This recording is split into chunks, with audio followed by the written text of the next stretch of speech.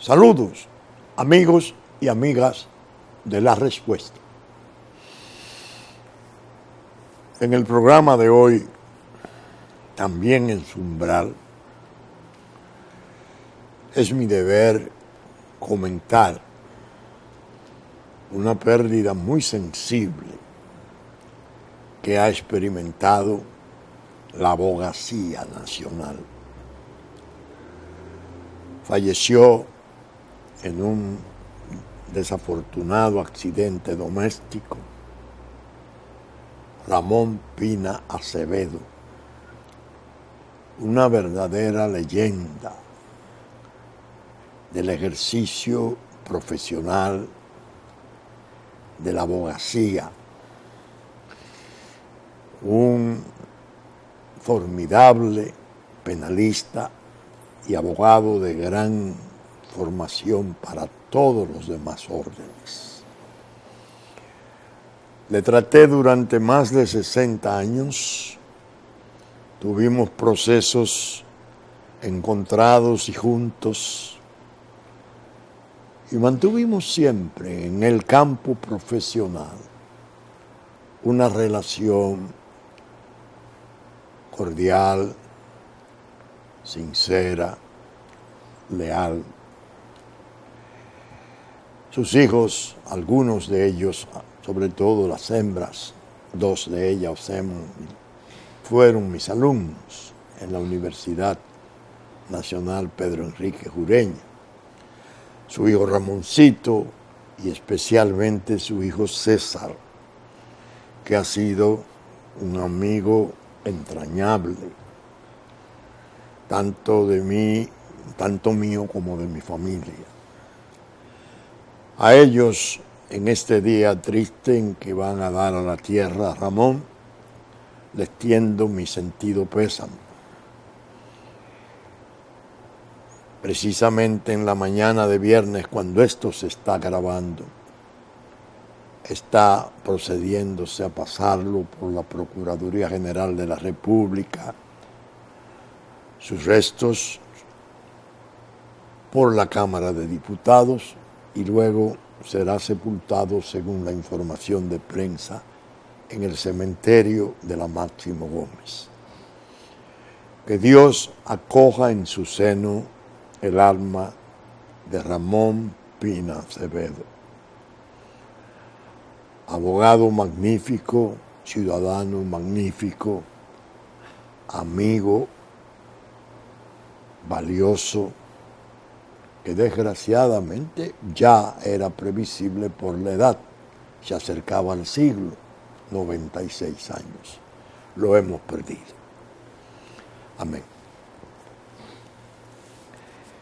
En la semana, y esta es una recomendación que le hago a los oyentes y televidentes de La Respuesta, en mi columna, en mi blog, La Pregunta, yo traté un asunto que está resultando muy sensitivo, relativo a las disidencias y desavenencias que siguen sangrando y aumentándose, según parece, en el partido de poder, el Partido de la Liberación Dominicana. Titulé el trabajo El desencuentro como lacra. Les recomiendo a los seguidores de La Respuesta que puedan hacerlo, que accedan al blog La Pregunta. Ahí básicamente yo planteaba lo que he venido haciendo durante los últimos 3 años, 4 años, clamando por la unidad del liderato mayor, el neto, el definido de ese partido, obedeciendo a una preocupación de carácter general, porque uno no interviene, yo no lo hago nunca, en los asuntos internos de otras organizaciones políticas. Eso es una norma, eso es correcto. Pero cuando una organización política es poder, y se producen esas desavenencias y pueden producirse agrietamientos irreparables, al ver cuáles son las circunstancias en que se ha llevado al país, en la precariedad, en la vulnerabilidad de su soberanía, de su integridad territorial, en la invasión masiva, insidiosa, de una población que nos está suplantando, como la haitiana que está llegando.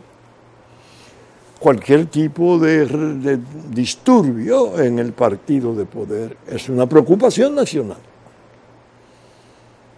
Es decir, ahí no se puede alegar, bueno, eso finalmente a usted no le interesa. No. De sus aciertos o desaciertos pueden o van a desprenderse cosas que pueden ser muy negativas, si no trágicas, para el país.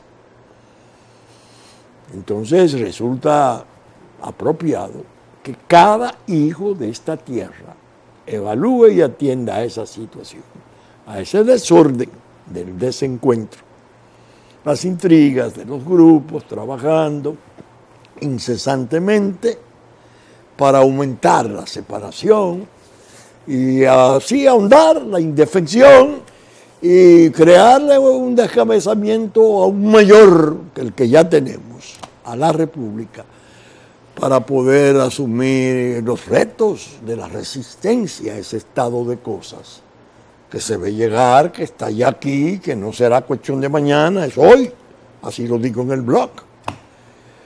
De manera que les recomiendo leerlo. Incluso le hice uso de dos ejemplos. Uno en el de Brasil, Dilma y Lula. Lula ya condenado a 12 años. Dilma fuera de poder, expulsada por impeachment. Y el de Ecuador, Correa y Moreno.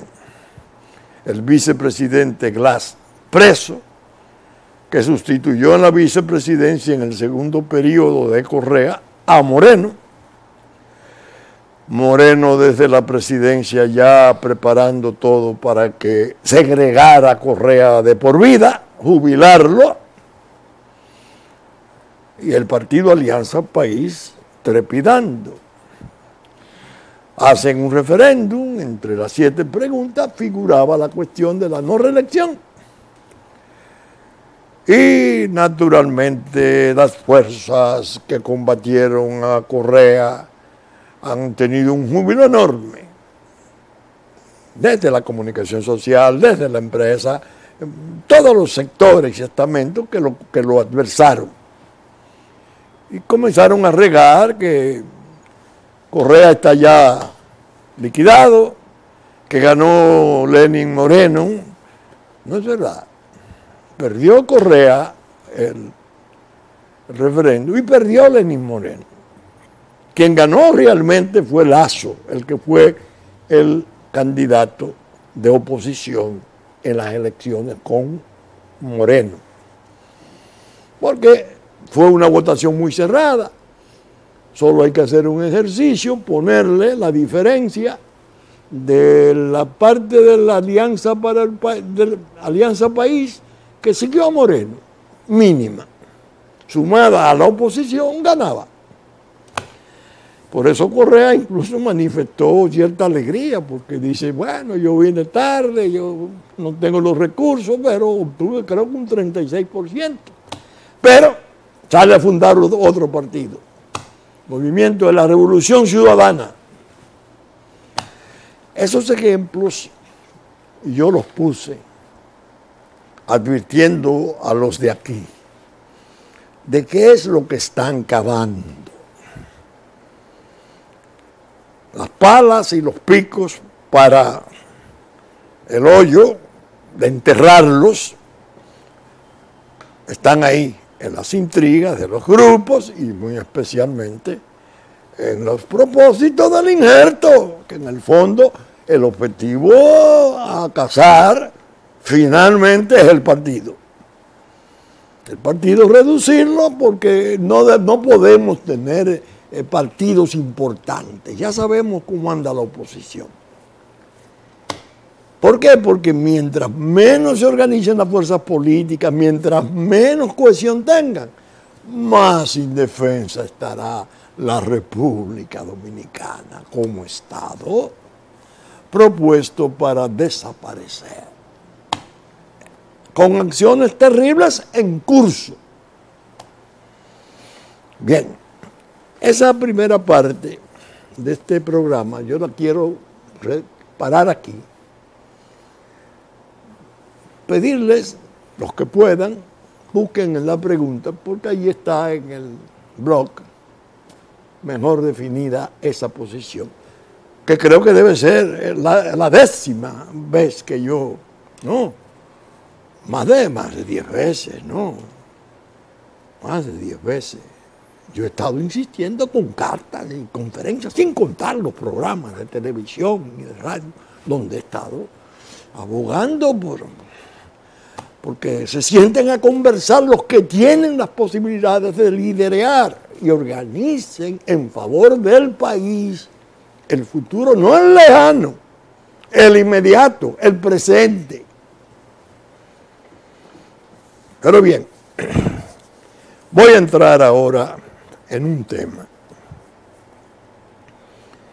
que es previsible que muchos de ustedes piensen o hayan pensado.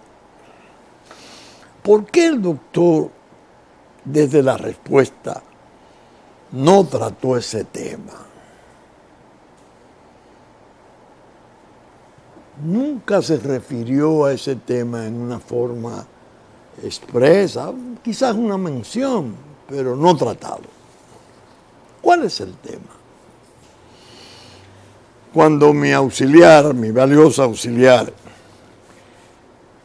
me comenzó a buscar documentos que yo le pidiera para este programa, lo organizó de tal modo que yo le dije: oiga, doña, usted ha organizado la entrega de estos 3 documentos y está haciendo el programa, porque esa es la cadencia, ese es el orden que el programa debe de desarrollar. Vamos a leer los titulares. El 6 de septiembre del 2017,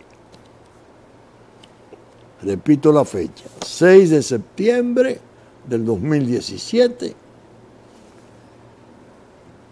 en uno de los diarios, en una sección dice La Nación Política, no sé cuál de ellos es. Senador demócrata Robert Menéndez enfrenta juicio por corrupción en New Jersey. De ser hallado culpable, podría ser expulsado de la Cámara del Senado. Aparece Robert Menéndez, senador por el estado de New Jersey. Otra publicación, El País. El senador Menéndez se sienta en el banquillo acusado por corrupción. El influyente político hispano de New Jersey se enfrenta a 18 cargos por fraude y sobornos. Su caso puede trastocar el equilibrio de poder en Washington.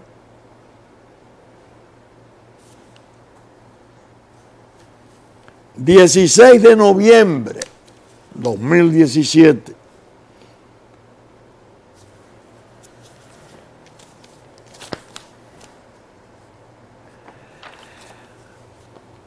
El Día, Estados Unidos, las globales, anulan juicio por corrupción contra senador Robert Menéndez. fue anulado este jueves, el 16 de noviembre del 2017, poniendo fin a uno de los procesos políticos más sonados en los Estados Unidos. Un jurado con una votación de 10-2 consideró que, y el juez procedió a anular de esos 18 cargos criminales. El juez retuvo 6 o 7 y entonces aparecía aquí en otro diario nacional en primera plana: Robert Menéndez de nuevo a juicio. Estaban gozosos con esas acusaciones. Pero ocurre, observen la fecha que tiene un sentido importante esto. Menéndez volverá al liderazgo demócrata. Trabajará en el Comité de Relaciones Exteriores como el principal de los miembros demócratas. Lo trago. ¿Por qué se produjo eso? Porque el Departamento de Justicia de los Estados Unidos parece que después de evaluar esos 18 cargos, decidió archivar el expediente. Pero un archivo que ellos tienen irrevocable, lo que implica que no se puede volver sobre esos temas a acusar a este importante legislador norteamericano de origen cubano. En todas esas publicaciones figuraba, ya en letra pequeña, el nombre de Salomón Melgen Semán, el hijo del doctor Emilio Melgen, ya desaparecido,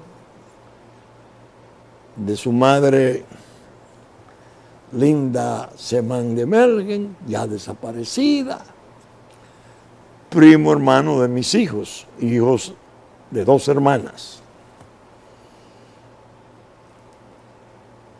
Pero vamos ahora a entrar en materia.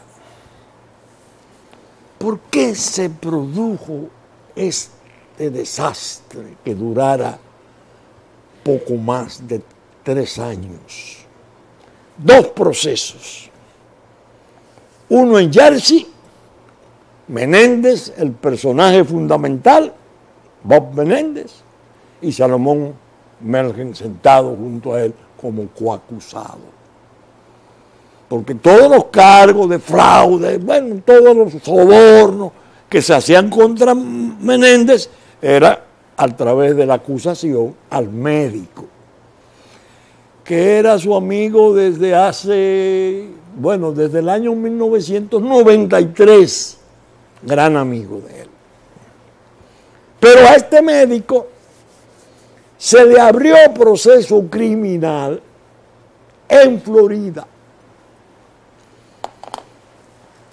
Cogieron un expediente civil de reclamación de Salomón Melgen al Medicare por una cuestión de un medicamento que se usaba en el deterioro de la retina, de las máculas, y el Medicare disputaba administrativa y civilmente con el médico el reclamo del médico. Se criminalizó el asunto.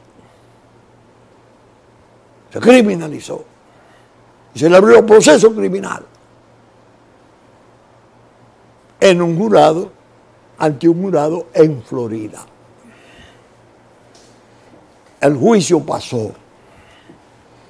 Un jurado formado por gente de la calle,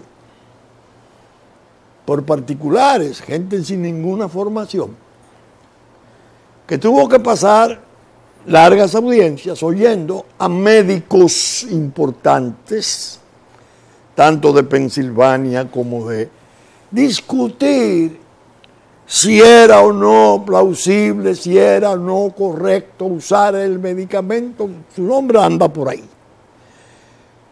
Como se había imputado al médico de usar ese medicamento en forma maliciosa, como ese médico, el Medicare, había sido defraudado, según el Ministerio Público, en 104 millones de dólares. Se hizo allanamiento en su oficina de clínicas, se cerraron sus 2 clínicas importantes, se le encarceló. Bueno, y ahí andaba el juicio tremendo. El jurado, profano, oyendo el choque de opiniones técnicas de médicos y académicos. Culpable. Naturalmente, el jurado tenía la impresión de una defraudación de 104 millones de dólares. ¡Oh! Este médico, este riquito, se robó 104 millones de dólares. Culpable. Bien. Pero en Florida es uno de los estados en que se permite, se exige, que la pena sea consona con los perjuicios. Hay estados, la mayoría de los estados no. Si es culpable, los jueces le imponen, conforme a la demanda del Ministerio Público, el castigo que ellos crean. Pero aquí no. Aquí, después de que termina la culpabilidad, se va al jurado, entonces entra en una especie de juicio más reducido, profesional, sobre los perjuicios. El Ministerio Público fracasa en la demostración del monto de los perjuicios. La defensa de Salomón ha presentado desde el principio que solo hay como perjuicio $64,000. De 104 millones de dólares a $64,000. Los fiscales parece que, dándose cuenta de que llevan las de perder en la cuestión del perjuicio, no pueden presentar a la persona que elaboró el cálculo. No lo presentaron. La matriz tecnológica que le sirvió para hacer la extrapolación, tomando 33 casos de 550, eran 550 los tratamientos. Tomaron 33 ellos, el Ministerio Público. Y dijeron, bueno, si esto subió a tanto, esto se multiplica, se hace así, hace así. Eso le daba los 104 millones de dólares. Cuando el juez comienza a preguntar, bueno, ¿y dónde está la matriz? ¿Cómo fue que se hizo? No. Se perdió o no aparece. La defensa proveyó los fiscales en un momento bajan de 104 millones a 70. Están pidiendo 30 años. Bueno, la defensa, ahí vuelvo, propone una testigo sobre perjuicio que parece que es una señora muy versada, que fuera presidenta de la Comisión de Ética de Medicare, y muy experta. Y el juez, que según las informaciones que tengo es un hombre muy sereno, muy juicioso, le pregunta, ¿cómo qué porcentaje cree usted que se puede admitir como perjuicio? Y la señora dice, no, es que eso no se hace. Eso es inválido. Eso es nulo. Nosotros en el Medicare, dice ella, no lo admitíamos ni siquiera para en el plano administrativo. No, eso no se puede apreciar así, ni como ellos lo hicieron, ni yo estaría en condiciones de decir qué porcentaje. El juez vuelve al Ministerio Público. ¿Qué es lo que ustedes han hecho? Es lo que le está planteando. Pero ya ellos habían obtenido un éxito. La culpabilidad por el jurado de profanos, de gente de la calle, decidiendo sobre una cuestión técnica entre médicos, una discusión que era casi para expertos. Y dice, bueno, yo voy a aplazar esto o el fallo porque tengo que digerir estas cosas. Tengo que ponderar cosas nuevas. Es decir, quiso decirle lo que yo entiendo por lo que me han contado especialmente mis hijos, que tienen la información de cómo ha ido el proceso. Ustedes me han presentado un asunto, han conseguido una culpabilidad, pero a la hora de probar los perjuicios, y yo no debo condenar sin yo tener una noción de los perjuicios. El monto de los perjuicios, porque la ley me lo obliga. Ahora, ¿por qué criminalizaron el caso de Salomón? Que era un caso civil lo que se estaba discutiendo. Porque se le hizo la propuesta al Ministerio Público con una campaña de prensa atroz. Esos diarios de Florida, eso era una cosa, bueno, a Bob Menéndez en Jersey y a Melgen en Florida. El New York Times llegó a proponer que Menéndez renunciara. Una campaña horrible. ¿Por qué no criminalizaron por la propuesta? ¿Qué le propusieron? Pena reducida si tú dices la verdad. ¿Cuál era la verdad? Si tú acusas a Menéndez. Lo querían convertir en un delator premiado, en un testigo de la reina. En realidad, el objetivo era Bob Menéndez. ¿Por qué? Uno ahora leyendo esas barbaridades que están surgiendo en Washington, en Estados Unidos en general, en la pelea entre el presidente Trump con el grupo de los Clinton, con el presidente Obama, uno oyendo los trabajos del fiscal especial, el doctor Mueller, que era jefe de FBI, viendo las renuncias y oyendo las cosas que no aparecen aquí ni en una letra, no aparecen aquí en la comunicación, pero que figuran en las entrevistas, especialmente de la cadena Fox, que es la que ha seguido el asunto. Dice, Dios mío, pero esto es posible que ocurra en una nación tan importante para el mundo como es Estados Unidos. Óigame, ay Dios, ahora ocurre que el presidente Trump tiene en sus manos 2 memos, fruto de operaciones de los comités de tanto del Senado como de la Cámara de Representantes, donde aparece una verdadera conspiración para hundirlo con la cuestión de los llamados tratos con Rusia. Eso se está revirtiendo de tal modo que ocurre que mintieron, le mintieron oficiales de FBI que ya se han tenido que ir, a los jueces de una corte especial que es la que señala, autoriza, la única que puede hacer, autorizar la intervención telefónica para oír las conversaciones de un señor Page, millonario, que era asesor del presidente Trump, que era el contacto con Rusia.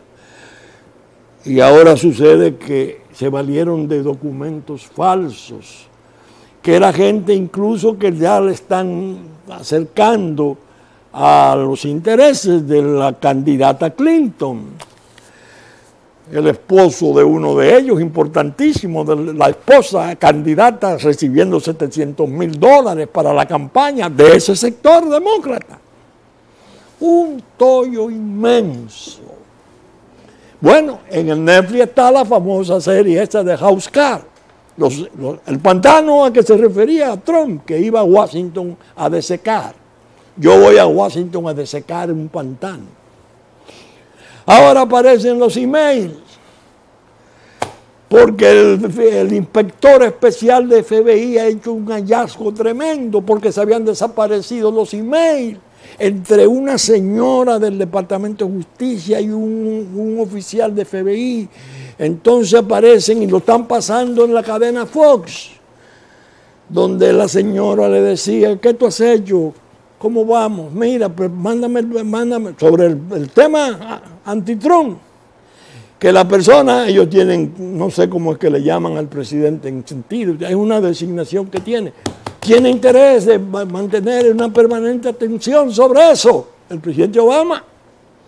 Entonces le ponen en la misma televisión la declaración del presidente Obama hace unos meses diciendo: jamás me enteré de eso, yo nunca estuve cerca de eso.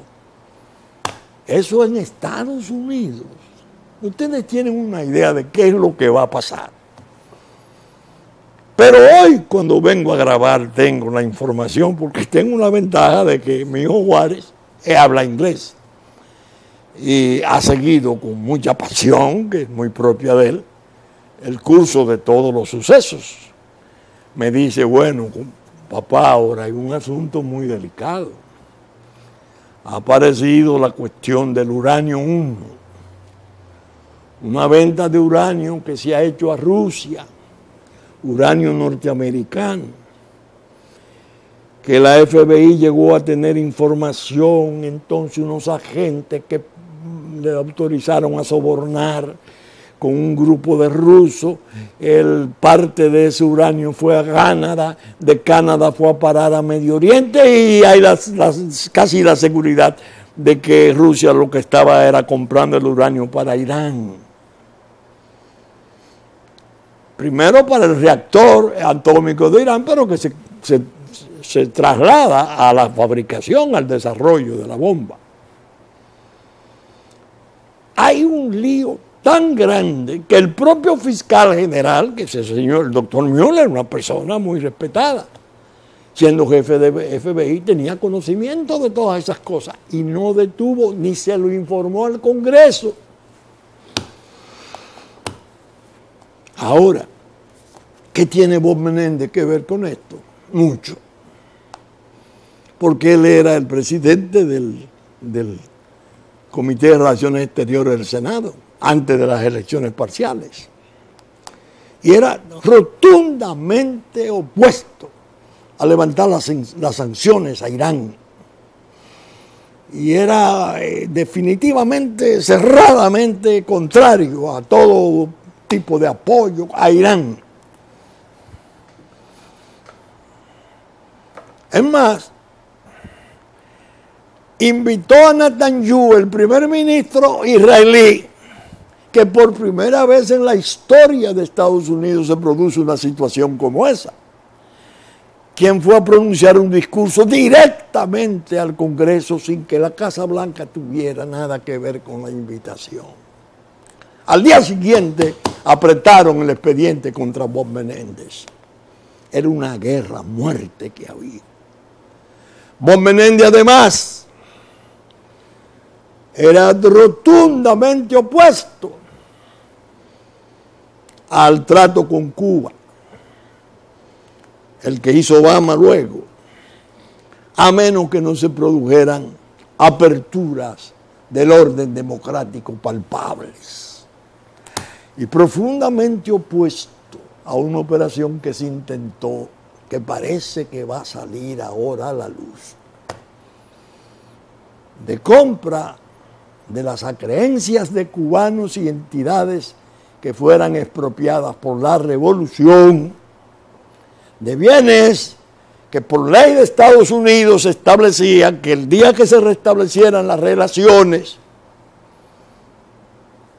el Estado cubano tendría que pagar las indemnizaciones, las compensaciones de los expropiados. Hubo sectores muy poderosos que salieron a comprar a un 5% esas acreencias. La señora Clinton en la Secretaría de Estado, en el Departamento de Estado, cuando recibió todas esas propuestas de esa gente, no lo vio mal, pero sí advirtió, hay que ir donde Bob, porque Bob es la clave, es presidente del Comité de Relaciones Exteriores. Cuando fueron donde Bob Menéndez, hubo un choque enorme, porque este se negó. Dios santo. Miren qué lío es que hay debajo de todo ese proceso que se abrió en Jersey. Una cosa horrible, lo que ha sufrido él y su familia. Porque lo pusieron, debo decirle, en las encuestas de hoy, en las encabezas para la reelección en la senaduría de Jersey. Es un personaje importante. Está pendiente la sentencia del médico que también fue exonerado de cargos en Jersey. ¿Ustedes se imaginan el conflicto de conciencia que debe tener el juez de Florida? Estos vienen y me meten 104 millones aquí y me convencen un jurado en base a una barbaridad. Ese jurado, no, culpable. Pero ahora un tribunal de Jersey rehúsa los cargos y el juez, el Departamento de Justicia que quedó pendiente, le quedaban 5 cargos posibles, que un diario de aquí, matinal y muy matutino, muy importante, lo sacó en primera plana. Menéndez volverá a justicia, hace cuestión de 20 días, con fotografía. El Departamento de Justicia manda, archiven eso no puede, de manera irrevocable. Ahí se exoneró al médico de esos cargos. Y ahora hay que condenarlo porque la litis civil que había sobre el uso de ese medicamento para tratar, creo que mácula o retina, se convirtió en criminal como un instrumento de presión para ver si conseguían que aquel se desplomara, señalar al otro buscando una pena mínima y salir del senador, que era el obstáculo a esas otras operaciones sombrías, siniestras. Porque todo esto, el presidente Obama discutía su tratado con Irán y lo sacó como un triunfo de la humanidad. Cuando uno ve ahora la televisión, que la veía en la madrugada, Dios santo, la guerra de Siria, Rusia, Irán, protestando porque los aviones norteamericanos están bombardeando a los rebeldes contra el gobierno sirio. Están los altos de Golán por recuperarlos. Esa es la posibilidad de tercera guerra mundial.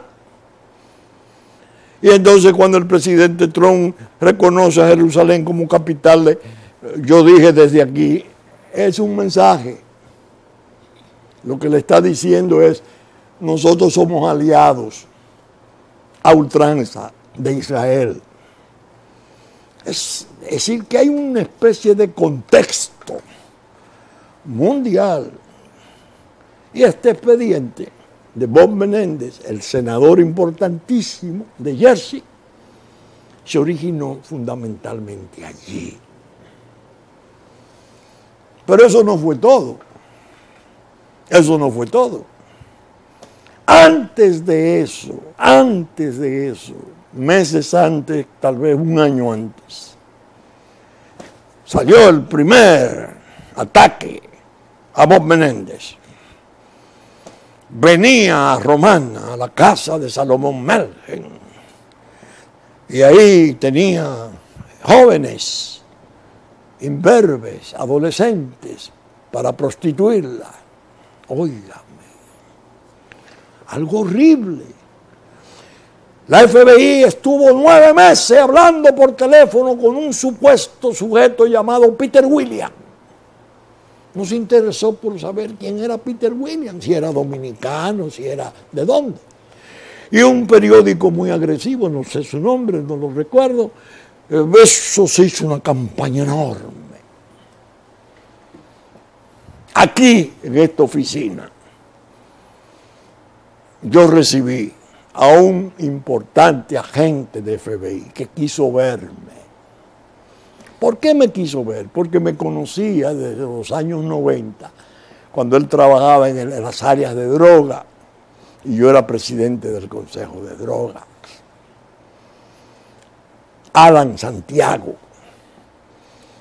vino con un oficial de policía importante adscrito a la Procuraduría y se sienta y me dice: doctor, usted ha sido un ícono para nosotros le tenemos mucho respeto, sabemos de sus luchas, pero yo he querido saludarlo y decirle que se puede producir una molestia en la familia. Todavía no había parecido que se iba a hacer lo que se hizo en Romana. Y yo querría que usted supiera que para mí es un pesar, porque la cuestión de la familia, uno nunca sabe de los hijos, porque en medio de todo mencionaban a mi hijo Vinicio. Vinicio era el agente que le buscaba las prostitutas al senador Bob Menéndez. Ustedes están oyendo hasta dónde llega la maldad siniestra de esos grupos. Yo le digo, Alan, que ya me habían dicho que estaban en Florida sonando el caso, tengan cuidado. Tengo entendido que la gente que se ha utilizado aquí para armar ese expediente es gente de mala calaña, es gente peligrosa, vinculada a otras cosas, tengan cuidado. Ay, Dios mío, fueron a Romana, unos agentes que había aquí en la embajada, hicieron presa a la señora que tenía 14 años trabajando en la casa del Salomón Mergen y Flor Hernández de Mergen, que la tienen hace 30 años la casa en Romana. Se la llevaron en la calle, sin fiscal, la mantuvieron 4 horas interrogándola, intimidándola, para que ella dijera y admitiera que el senador Menéndez venía ahí y que iban las prostitutas. Esa señora de servicio que son tan leales, decía, eso no es verdad. Don Bob venía y se ponía a leer y se iba a jugar golf. Doña Flor estaba siempre ahí. El jefe de policía en Romana, que después pasó a ser jefe de policía de la Policía Nacional, no sabía nada.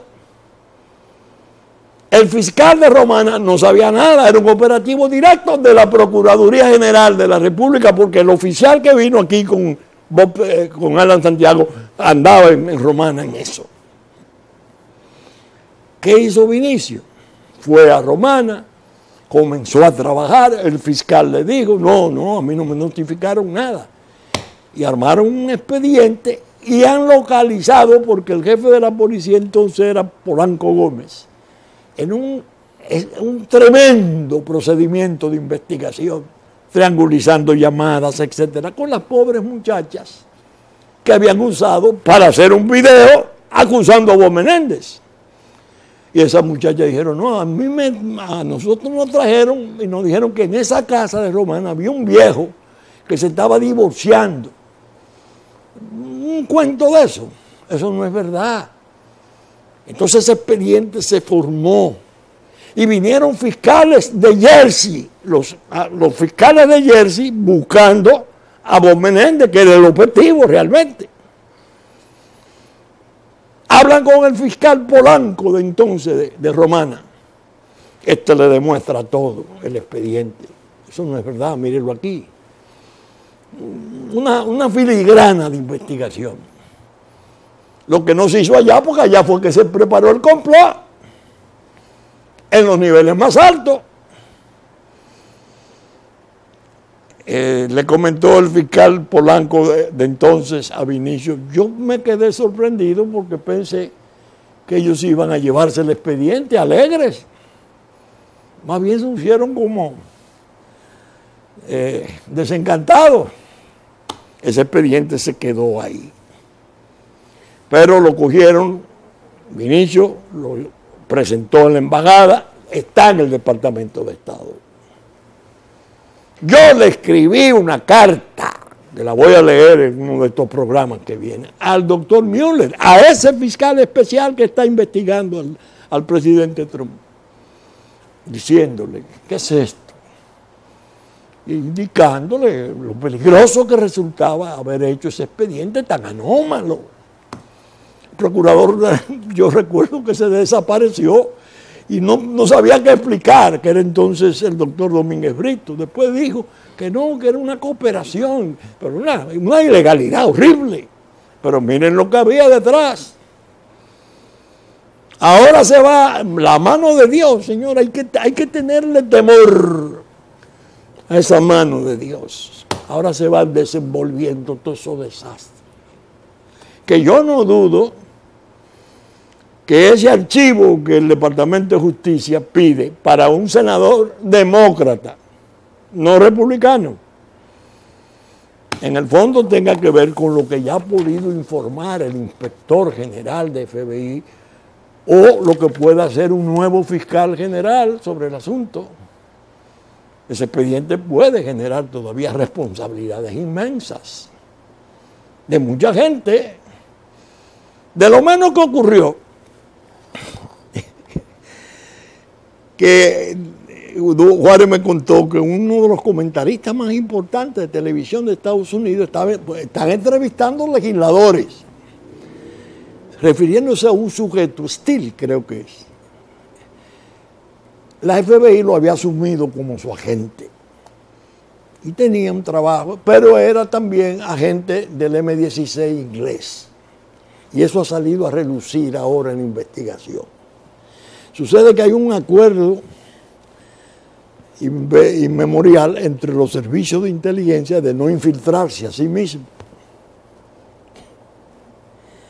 Y el comentarista decía, conforme a lo pactado, ese tipo puede ser ahorcado porque era un doble agente. Trabajando en el dossier que sirvió de base para imputar a Donald Trump. Se vuelve el asunto un boomerang y está cortando cabeza de toda esa conjura. Entonces ustedes me dirán, pero bueno, doctor, usted con tanta información y no hablaba del caso. Por una razón profesional, de prudencia profesional. Cuando ellos comenzaron con el expediente escandaloso del llamado Peter Williams, que hay la sospecha que es de aquí, el que le servía supuestamente a FBI alimentándole de datos de la conducta licenciosa del senador aquí. Ellos tenían sus abogados en Jersey. Y de una manera u otra, mis hijos me dijeron que lo mejor era que nosotros no tocáramos el asunto porque ellos tenían su estrategia de defensa allá. Para no interferir ni crear turbaciones en una defensa tan delicada como esa que hacían allá. Yo dije, bueno, cada maestro tiene su librito. Si yo hubiese estado en condiciones de ser asesor siquiera de la defensa de Bob Menéndez, yo le hubiese dicho, señores, atiendan al caso primero de Santo Domingo. Porque en la medida que se demuestre, como es quedó absolutamente demostrado, que era una trama, era una conspiración, que si se dejaba así, bueno, el Times pidió la renuncia, prostituyendo a adolescentes. Ese era el cargo esencial. Si eso se demuestra, todos los demás cargos en Estados Unidos se caen. Pero ellos no le prestaron atención, pedían las documentaciones, pero no lo usaron en juicio. sino que se limitaron a hacer su defensa por sus propios medios. Cada maestro tiene su librito. Dice que son abogados formidables. Yo no los conozco. Entonces yo tenía que mantener en el programa la prudencia profesional de no interferir en casos que defendían abogados para mí desconocidos, pero abogados en procesos sensibles. Por eso hoy me confieso. ¿Por qué? Porque ya se produjo esto. Archivo irrevocable. Justicia desestima el caso de Robert Menéndez.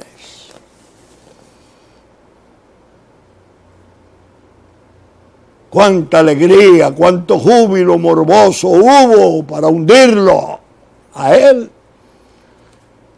y a Salomón. Cuánto daño le hicieron. Ahora vemos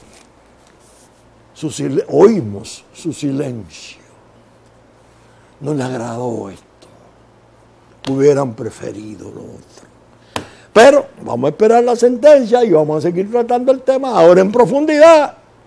Hay más cosas sabidas, pero que no es oportuno adelantarlas. Bien, saben ustedes que estamos saliendo por Super Canal 33, 3 del cable. Domingo a las 11 de la mañana, que ya nos anticipó Cinevisión, Canal 19, sábado a las 6 de la mañana. Que asimismo Telefuturo, Canal 23, después de la misa de San Antonio, domingo a las 8 de la mañana. Telenor de San Francisco de Macorís, 12 del mediodía, 6 de la tarde. Teleimpacto, canales 22 y 52. 12 del mediodía, 9 de la noche de domingo, 8 de la mañana, 9 de la mañana de lunes. TDI, Canal 51, 7 de la noche de domingo. Musavisión, TV3, TV Plata, de Puerto Plata, de 10 a 12 del mediodía de domingo. Saben ustedes que Diario Horizonte de New York transmite, divulga nuestros contenidos como Diario Digital Dominicano, la radiodifusión a cargo de Radio Real de La Vega en la versión central de domingo a las 11, HIT 92 a las 9 de la mañana de domingo para el sur de la República, los canales amigos de Constanza, Sabaneta, Montecristi, Higüey, Romana, que reproducen nuestros contenidos en los tiempos pertinentes. Con la gracia de Dios esperamos estar con ustedes el próximo fin de semana en una nueva entrega de Su Respuesta. Muchas gracias y hasta entonces.